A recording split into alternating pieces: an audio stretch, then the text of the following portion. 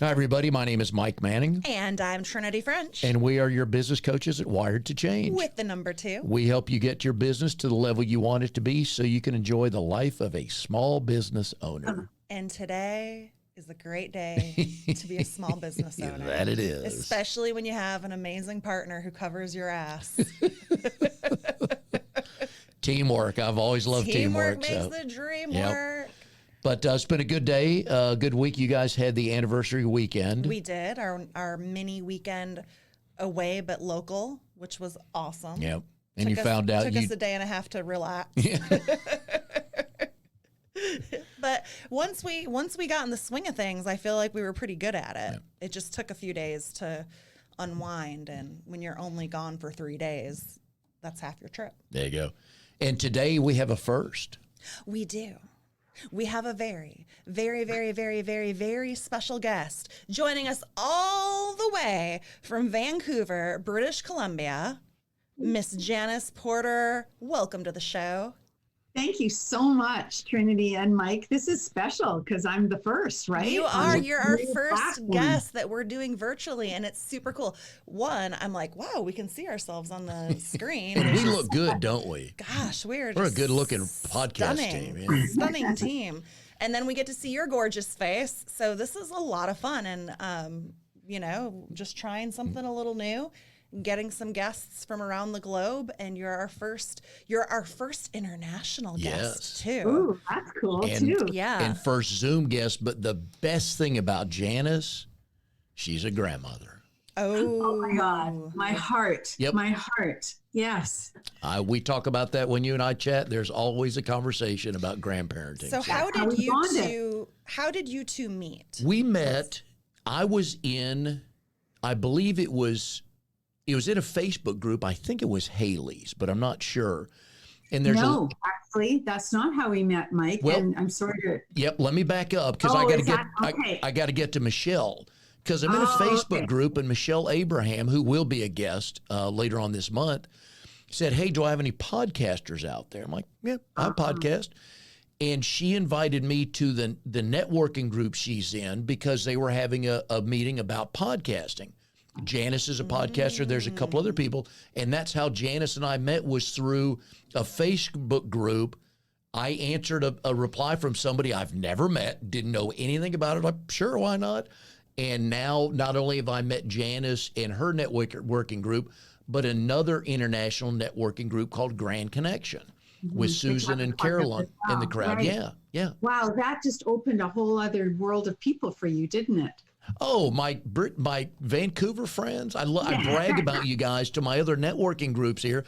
It's like, look, if you can take a nap and stay up till 10 p.m. Eastern for their 7 o'clock local time meetings, it's worth it. And I still have to come and visit your networking group, which we have to talk about because it's the other extreme. If you have your group at 9 a.m, forget it. I'm not coming because it's 6 a.m. for me. But if it's at noon, then I can handle it. Ours is at noon. So we'll let you have a cup of coffee and some scrambled eggs. Yes. Exactly. Or what is a traditional Canadian breakfast?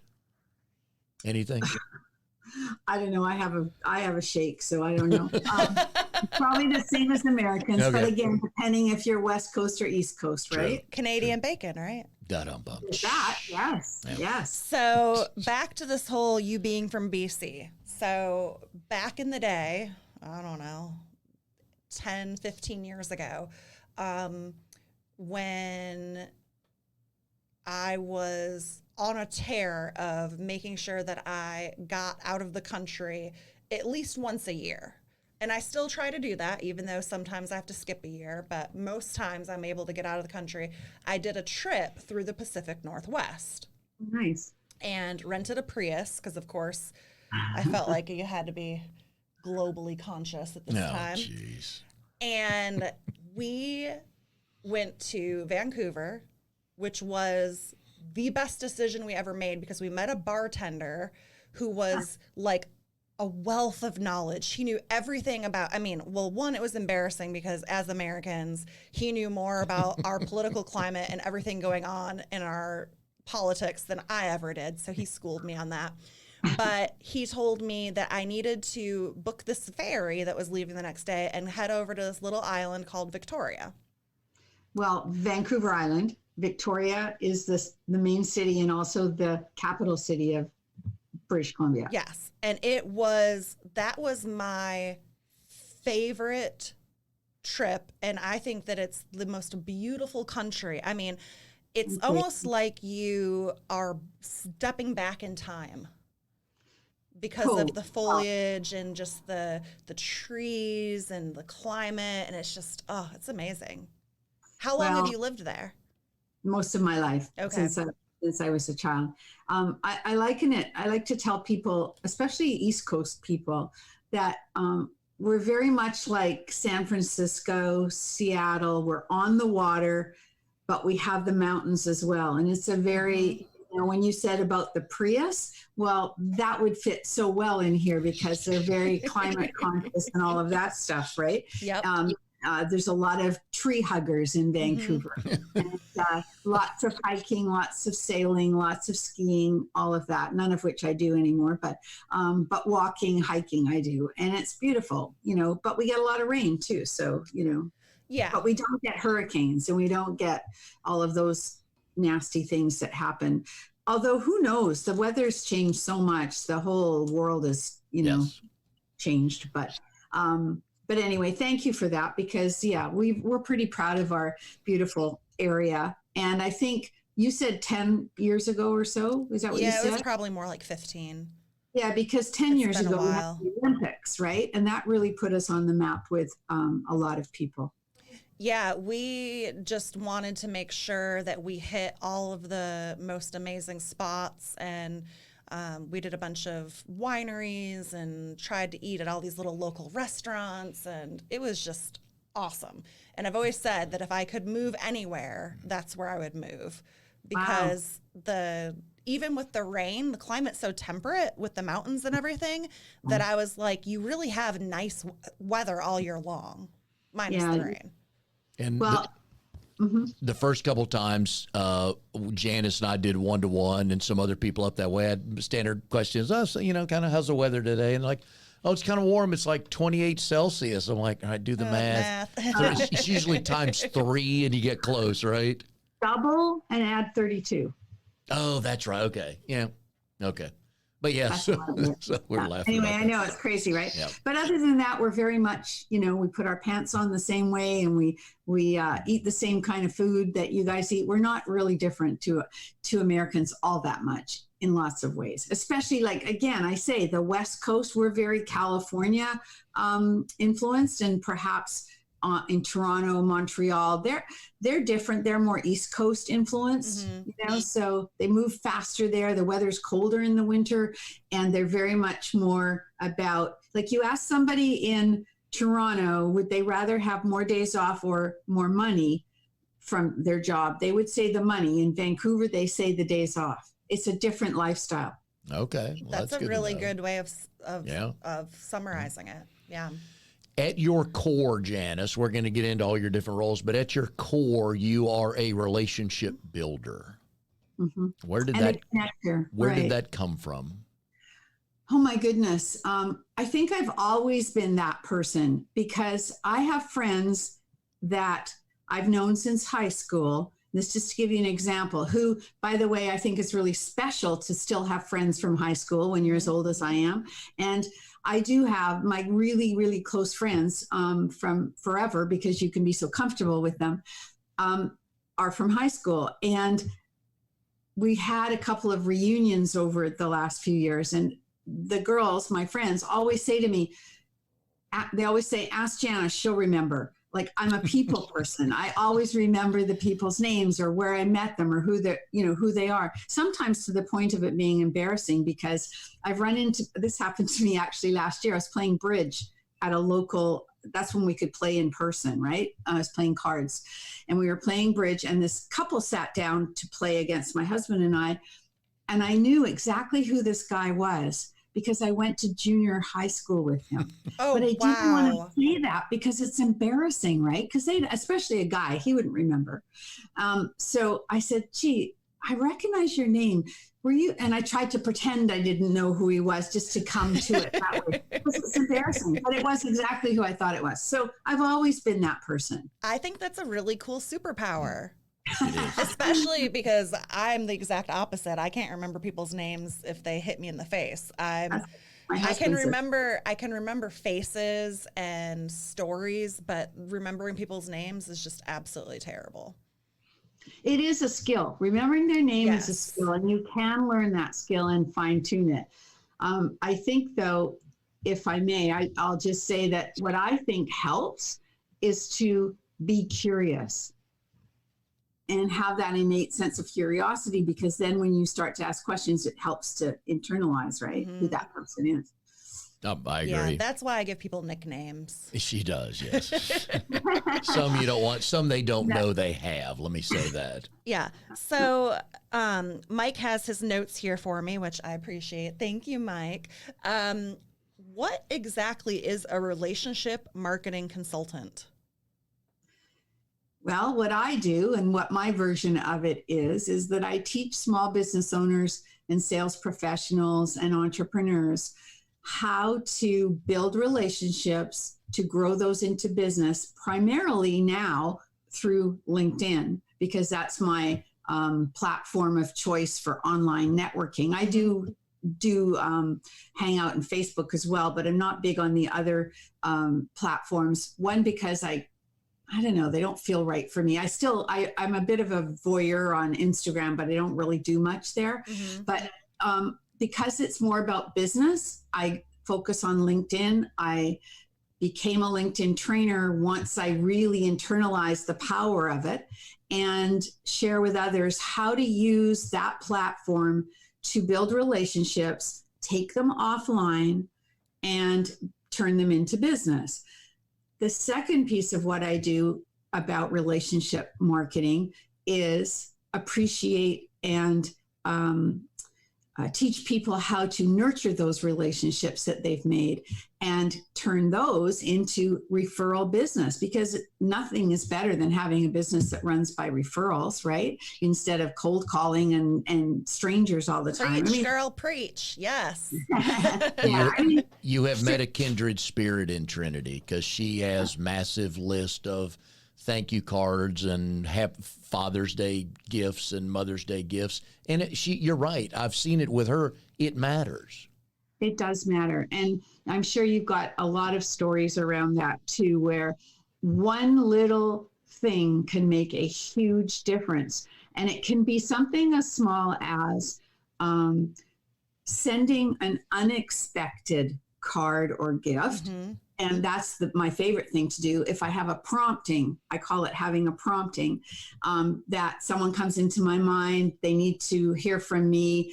Sometimes I'll pick up the phone. Sometimes I'll mind you, people don't answer their phones mostly. So I send a card. And I have a new one, though, that worked brilliantly today. I'd love to share it with you. Oh, please do. So this ex-client of mine who kind of disappeared for a while, he came into my mind, and I looked him up on LinkedIn, and recently had seen that he made some changes into what he did. And today he came into my mind. So what I did is I got my phone, I went to LinkedIn. I noticed on LinkedIn that he was online actually at the time. And I recorded a video message to him, which you can do on LinkedIn now. You haven't been able to do it for very long.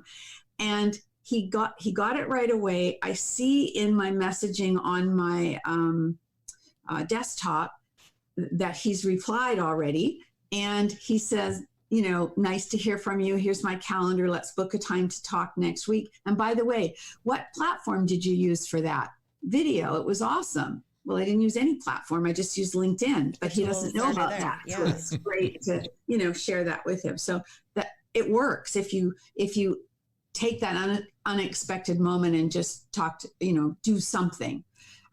That's my favorite thing to do. I got sidetracked with that story, but that's all right. No, I think that's a great example of, it doesn't necessarily need to be like a campaign, which I do a lot of campaigns for, like Mother's Day flowers and Father's Day gifts and different things. But Sometimes it's just nice to acknowledge somebody just because, or paying attention. And I actually had a client that called me, and I could tell that she was very choked up. And I was like, oh my gosh, what happened? Like, instantly you're thinking something's wrong. Right. She was like, I just got your anniversary card in the mail, and they had been married for a while. And she's like, it is the only anniversary card I've ever gotten. Ooh. And I was like, well, because people our age just don't like sending cards isn't, my grandmother is still the queen of sending birthday cards, anniversary card. Like, you get a card for I still get a card for Easter.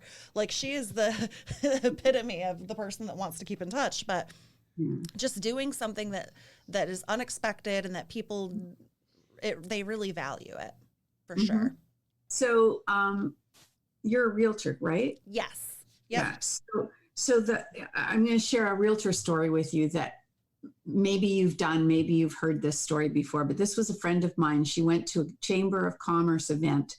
She lives in Michigan, and it was like a taste of Michigan or something. And so everybody had different booths around, and she was there as walking around the different booths and talking to people.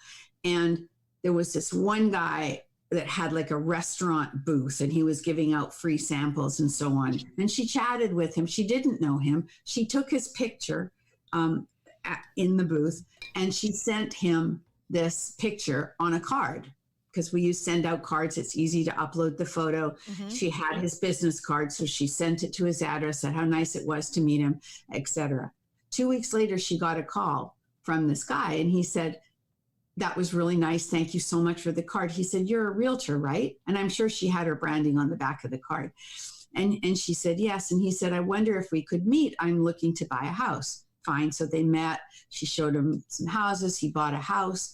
Then to cut a long story short, that whole thing, that card turned into 9 deals over the next 2 years, because all his family members were coming from different places and setting up homes there from one unexpected card. That's awesome. And it's all the about effort. relationships. Yeah, and it's just the effort. It would be nice. I mean, who wouldn't want a $100 gift? But I've told this story a couple weeks ago. The first time Janice and I did a 1-to-1, I get a card in the mail. And I open it up, and I knew it's from Janice because I could see the return address, but I open it up, and the very first picture in there was a picture of me and Oliver. Oh, but it's that moment tugging at those heartstrings. Exactly, but it's that moment that said, "Wow, she took some time." It would be one thing just to send me a card with no picture, but the fact that you took the time to go find that picture, I guess it was on Facebook somewhere that I had, and to download that, and then a picture of me and Becky. That effort took 10, 15, 20 minutes, whatever it took. But just to send that, I still have that card. And when I just, because it had Oliver in it, my grandson. But right, it was the effort. That's the one thing I know. What? I was going to send this picture that was on your Facebook that looked really, really good picture of you and Trinity. And then I thought, no, I haven't met his wife yet. I'm not really sure who this is. Anyway. Yes, I am. I'm her work husband, and she's my work wife. And Right. But it's like what Trinity says. It's just the effort. You send a card, and Trinity's big on handwritten notes, and I know a lot of people are. Instead of a lot of people these days, I'll just send them an email congratulating them, or a text, right? That's like a 2.5 out of 10. But for a guy, we'll do that. Hey, dude, nice, happy anniversary, or, congrats on the wedding. And we're kind of used to that. But from a business standpoint, so I agree with you two completely about just the value of that. And people love getting stuff in the mail. Yes, still. They do. Yep. Because most of the time it's 97% of the mail you get is either advertising or bills. Right. So that leaves 3%. If you get a card in the mail, do you ever not open it?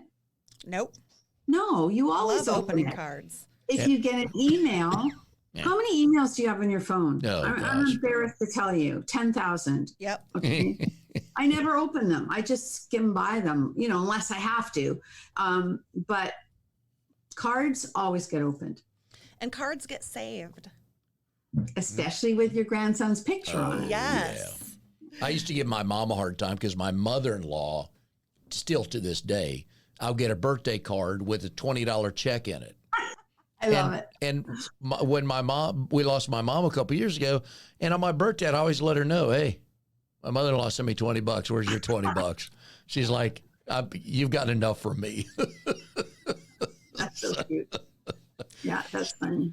But I love that, the relationship building, because, and we talked about this all the time when we get on the subject of networking. Everybody thinks, oh, I've got to go in there and I've got to sell 18 people tonight. And it's got nothing to do with that. It's Trinity collects people. And when we network, we collect stories of people to introduce them to other people. So that's what they talk about for 15 minutes. They hit it off and like, hey, we need to get together and I'm gonna let you write my insurance policy, or I need somebody to buy my house, or sell a house for me. Yep.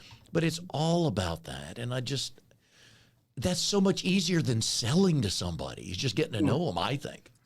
Well, it is. And as cliche as it sounds, we do business with those we know, like, and trust, right? But we have to build that. It doesn't come just, It doesn't. And for granted. You can't take it for granted. And it's something that is cultivated over the years. And when I'm coaching either newer real estate agents or other business owners, I remind them that those relationships, what you're doing is building relational collateral, and it doesn't pay off right. If you go into it expecting that you're going to get something automatically in return, you're going to be very disappointed. But if you go into it thinking, man, I can really provide value to this person, and this is a relationship that I want to invest in, it comes back to you in spades and in ways that you weren't really expecting, because it might be somebody that introduces you to somebody awesome, or it could be because I was a recruiter previously, I still have people sending me their resumes and I connect them with other recruiters, and just ways that you can help people. That is just, like Mike said, it doesn't take a whole lot of time, but it's just being that little bit of extra thoughtfulness behind it. Now, Janice is a fellow podcaster. Her show is called Relationships Rule.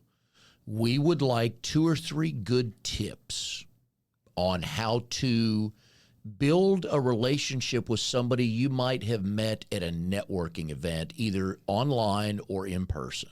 Well, again, I'm going to go back, first of all, to the curiosity piece. You need to be curious enough about people to ask questions. When you meet somebody, whether you meet them online, and if I'm talking online with LinkedIn, I need to do my homework and look at their profile before I write a note, because otherwise it really shows that you didn't, right? You need to show that you've actually taken the time to look at their profile so that you can then say,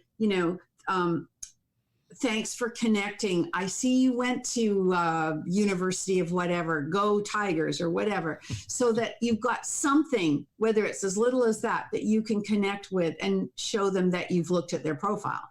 If you meet someone in person, I can't remember what that's like anymore, but if back in the old days.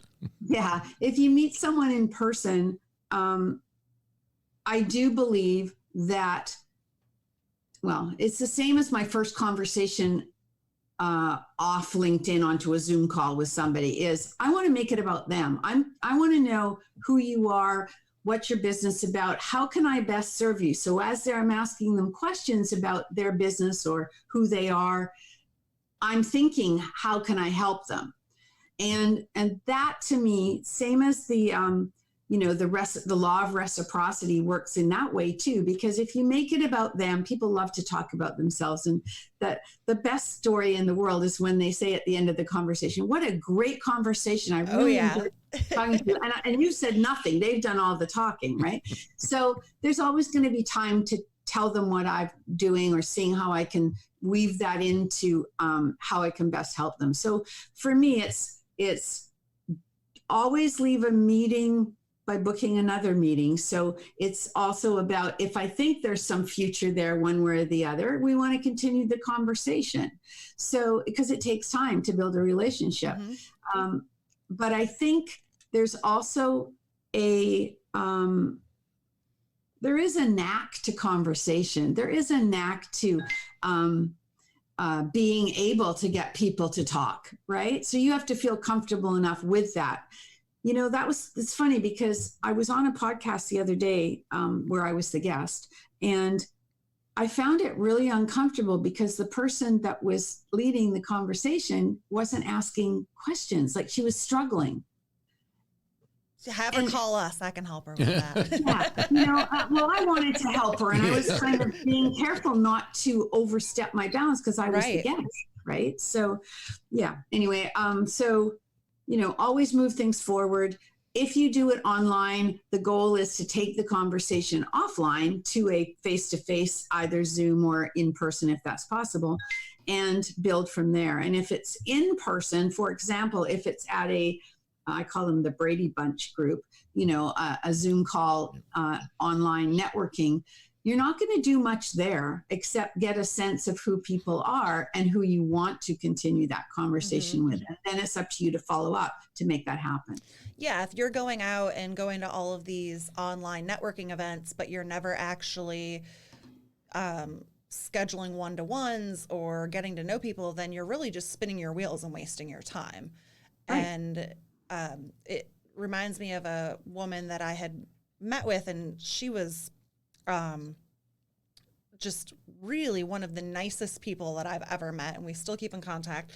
But she had a job that I would never wish on anyone. She rented storage space, like how unglamorous. Yeah. But people need it, don't they? People need it. And it's something, though, there's a lot of money in it, and it's something that people need all the time. And I'm just, okay, so make friends with a bunch of real estate agents, and there you go. When people need to move or people need to store their stuff. But she had totally gone to literally 50 or 60 different networking events over the course of 3 months, and was just grinding it out, trying to build her business. And she was complaining that nothing had come of it. And I was like, well, what does your follow-up plan look like? Mm-hmm. And just crickets. She was like, what? And I'm like, well, how many people have you followed up with? How many people have you sent a note? How many people have you met with one-on-one? And she was like, none. I just go and hand out my card. And I was like, oh my goodness. Oh, you wasted all. And I was like, go back. It's not too late.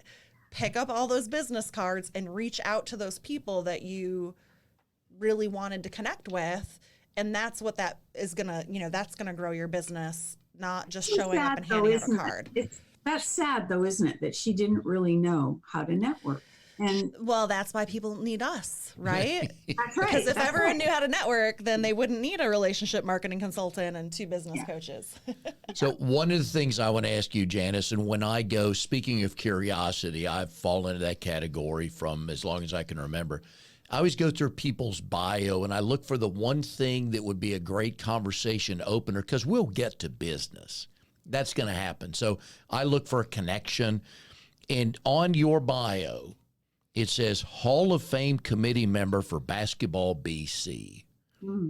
That stopped me right there. So I need to know more. Are you a basketball fan? I need to know more information on this. I think this is a cool gig.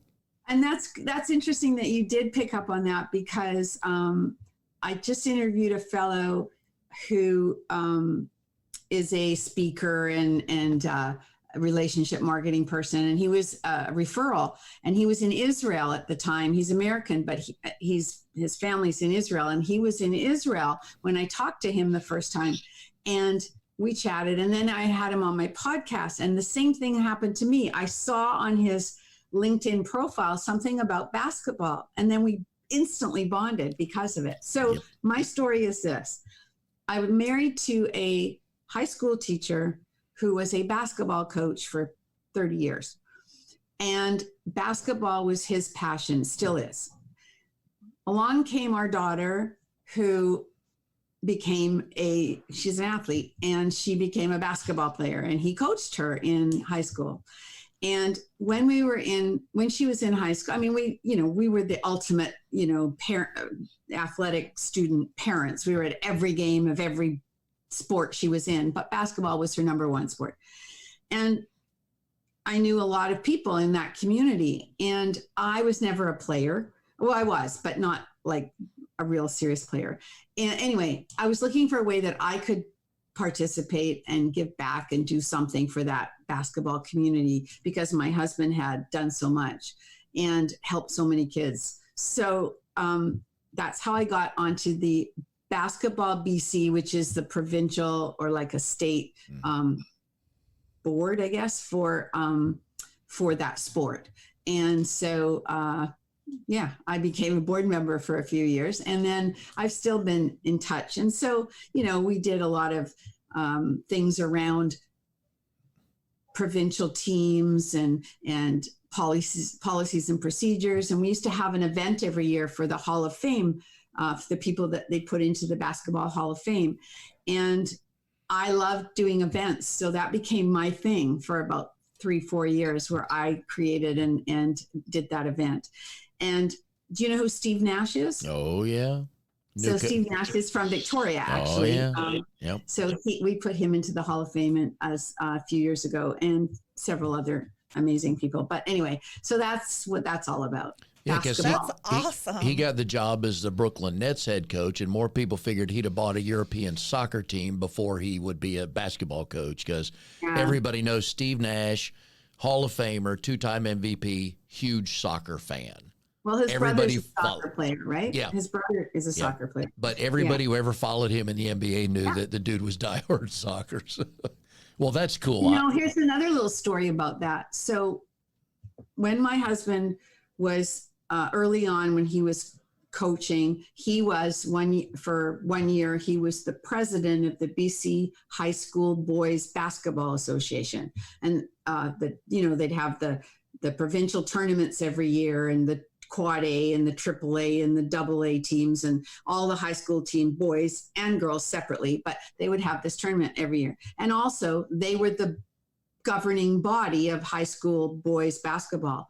Well, the year that my husband was president, a complaint came to the board that this kid in Victoria was changing schools in grade 11 and wanted to play 11th grade and wanted to play basketball, and he wasn't allowed to because it was against the rules, and that was Steve Nash. So my husband had to tell him he couldn't play that year.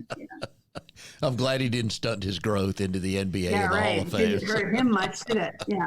So there you go. So wait, are you a basketball? You follow what's going on now? Like, a big sports fan. Mike is a sports junkie. Well, of course, because you were in that industry. I know that. That's right. But who's your team? Who's your basketball team? I don't really have one. I grew up a Celtics fan just because back in the day nobody was on TV. Speaking of the early days, I just enjoy actually, the older I get, the more I enjoy the rivalries and the stuff off the court. That's more the college, right? College. Yeah. Yeah. So no, just a big sports fan. And again, I don't meet many people that are on a Hall of Fame committee for anything. So I thought, okay, that's worth a question. Well, that's cool. Yep. I appreciate that. Are you a big hockey fan? No, I hate hockey. No. I'll edit that out. Okay, Janice. Yeah. Okay. I like football. I like basketball. And those are probably the two. And tennis. I like tennis. And my husband's a golfer, so I end up having to watch. Golf is so boring to watch on TV. Yes. Yeah. It's a good napping time. Just put on some golf and just take a nice snooze. So, Janice, what would you say is the biggest hurdle that you've overcome as a small business owner? Great question. I think I'm still trying to get over that hurdle, to be honest, because I think the biggest hurdle is It's probably the part of your business that's the operations, the budgets, the numbers, all of that, because I'm not a numbers person. So being aware of where you are and where you need to be. And I think I did have somebody help me with that a few years ago, and it did make a difference. You got to pay attention to the numbers, because I'm a people person. I'm not a numbers person. So I think that, and then trying to stay focused. And then the third thing, which I'm still working on, is being able to delegate. and give up some things that I don't like doing. That's the hardest thing. Yeah. Delegation is. We're just talking about that on the previous podcast with another small business owner, obviously. And Trinity was saying that as a small business owner, especially starting out, you got to give up something. Yeah, I know it's very hard. I have to say though, too, that, I was a teacher in my first life and then corporate trainer. And even as a corporate trainer, the scheduler in our department would book the jobs for us, and we'd just go and do the training, and that was fine. And then we get another job at another day, another time, another company. But I never really knew how to run a business because I'd been a teacher, and I didn't have any background in business. So I had to figure it all out the hard way. And it's a lot of trial and error. And I think that, having a business coach is probably a really good thing for people like me. When you come from something like that, you don't know what the pillars are that you should be thinking about, Yeah. I mean, it's just like for us, I'm all about outsourcing and asking for help. Like, I would never want to do my own books or my own accounting. And right now my accountant's my CPA is pretty pissed at me because we heard that today. Yeah. Coming up on a big deadline, and he's like, Trinity. But yeah, I'm not, that's not the most urgent thing. So it just gets a little pushed to the side. Sorry, Ryan. But you're right. You really have to be able to delegate and to be able to elevate yourself to that next level. And that's something that I struggle with because I like to have control of everything that I'm doing. Hello. Yep. I knew you did like each other. Well, on the opposite side of the coin, what would you say has been your greatest accomplishment so far? Apart from my granddaughter, you mean? Oh, there you go. There you go. Probably getting my podcast off the ground, because the first time I started it, I started to learn about how to podcast and whatever. I knew I would enjoy it, but I never quite made it happen. I was afraid. There was something about it, it was also an investment in myself, and that I wasn't probably ready to do it the first time. But then a year later, and Michelle came back into my life again and said, Janice, let's do this. And it felt better. It felt time. And now I love it. I love doing it. And I so enjoy interviewing people that for me, that was a huge accomplishment to make that happen. That's awesome. What was the kind of defining moment when you were like, okay, I'm just going to go ahead and do this? I can't remember, to be honest. I think it's just, you get me on a good day and I said, okay, let's do this. I don't know. I mean, it might've been just timing wise. Maybe I was able to take on that investment, because I don't do my own producing. You don't do your own producing, right? Somebody does it for you.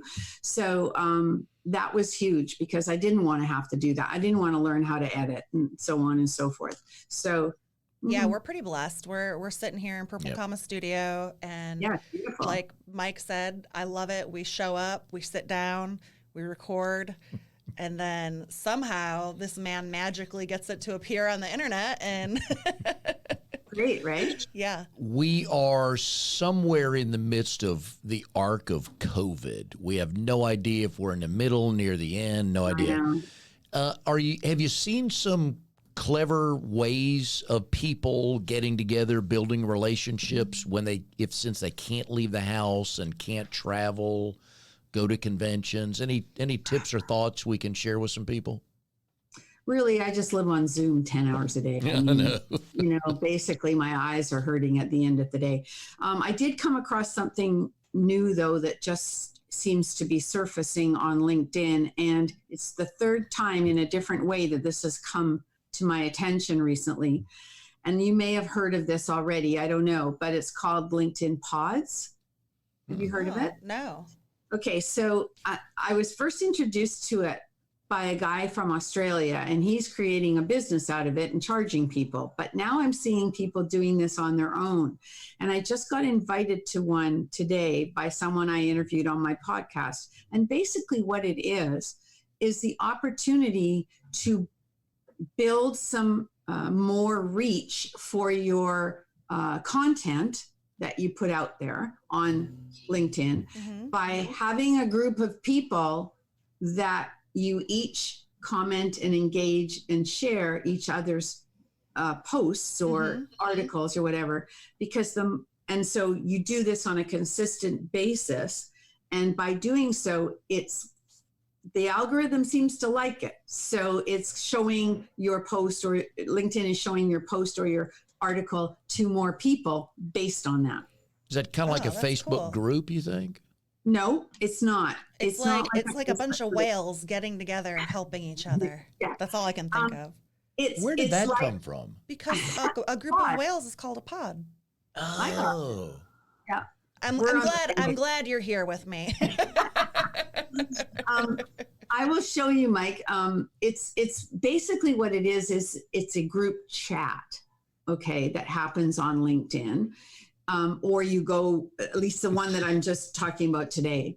And it's hard to keep track in a group chat, actually, of who's saying what to whom. But it's about post your latest podcast, for example, and then all these other people will go and share and comment. Gotcha. I think that's great. I mean, it's kind of like a think tank, and it's agreeing to market for each other.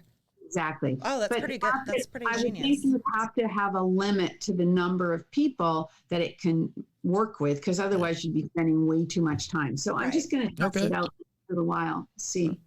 Well, that's awesome. Well, Janice, if somebody wants to get a hold of you because they're just fumbling through their relationships and they need an expert in their corner, how could they reach you? Well, thanks for asking. They can reach me on my website at janiceporter.com. They can connect with me on LinkedIn. So it's all the LinkedIn stuff /Janice Porter. They should be able to find me. And by all means, if your audience does reach out to me on LinkedIn, make sure they let me know that they found me on your podcast, because I'd love to make sure that gets connected. That'd be nice. Yeah. And they can check out my podcast at Relationships Rule. It's on all of the platforms. And I'm on Facebook. I can't wait to listen to your podcast. I'm super excited. We're podcast junkies. Yes. Yeah. Scott and I are. Yeah. Me too. So thank you for that. Awesome. Well, and of course, loyal listeners, we love and appreciate you. And we would like if you would share us, subscribe to us, rate, review. Mike's looking at me because I always mess this part up. But, do all the things that you should do to help support this podcast. And we're also promoting our Seeing 2021 on November 10th. Oh, yeah. Helping set your goals for 2022, because we're tired of COVID. We're going to go make our money back by setting some new goals. So they can go to wiredtochange.com, and it is virtual. Mm-hmm. So you can be from anywhere. It'll cost you $49 for 3 hours, and you'll get a ton of info, and you'll get us. And that's kind of good. That's worth at least $7.25. I would pay a whole lot more to hang out with me for 3 hours. That's for sure. Well, send me that information too, so I can share it on. Oh, great. Thank you. We appreciate that. Thanks But so much. Janice, this has been a blast having you on and getting to know you a little bit more. And our first Zoom and our first international guest. So now we're a true international podcast. There you go. I feel very special. Thank you for that. So anyways, folks, you can catch us on Wired to Change. You can get Janice at janiceporter.com. And we will see you next time on our Wired to Change podcast.